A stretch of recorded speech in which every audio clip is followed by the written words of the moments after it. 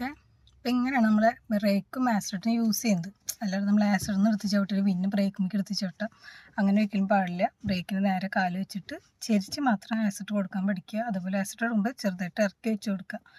എല്ലാം നമ്മൾ പ്രസ് ചെയ്താൽ സംഭവം നല്ല സ്പീഡിൽ പോകും. സ്റ്റിയറിങ്ങും സീറ്റും എത്ര ഗ്യാപ്പ് വേണമെന്ന് ചോദിച്ചിട്ടുണ്ടായിരുന്നു നമ്മൾ.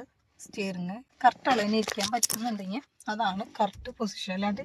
അല്ലാണ്ട് നമ്മൾ കയറ്റിട്ട് ഇങ്ങനെ ഇട്ടാൽ നമുക്കിവിടെ മുട്ടിടിക്കും, അപ്പോൾ ഡ്രൈവ് ചെയ്യാൻ പറ്റില്ല. അതാണ് മെയിനായിട്ടുള്ള കാര്യം. നമുക്ക് ബ്രേക്ക് ചവിട്ടലും കിട്ടില്ല, ചവിട്ടണതിൻ്റെ ചെയ്യണം കൂടും ചെയ്യും. ഓക്കെ. പിന്നെ നമുക്ക് പുറം കഴപ്പ്, അതുപോലെ കൈയൊക്കെ കഴപ്പൊക്കെ വരും. നോക്കിയതാണ്ടേ കല്ല് ചോക്കാൻ പോയി അവസ്ഥ വരും.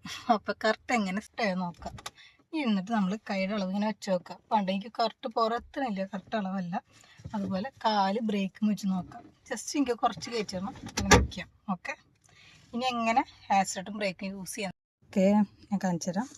ആക്സിലേറ്റർ, ബ്രേക്ക്, ലെഫ്റ്റ് സൈഡത്തെ ക്ലച്ച്, ബ്രേക്കിന് നേരെ വെച്ചിട്ട് നമ്മളിനി ആക്സിലേറ്റർ യൂസ് ചെയ്യണം. ഇങ്ങനെ എടുത്ത് ചവിട്ടുന്നത് തെറ്റാണ്, യൂസ് ചെയ്യാൻ പാടില്ല.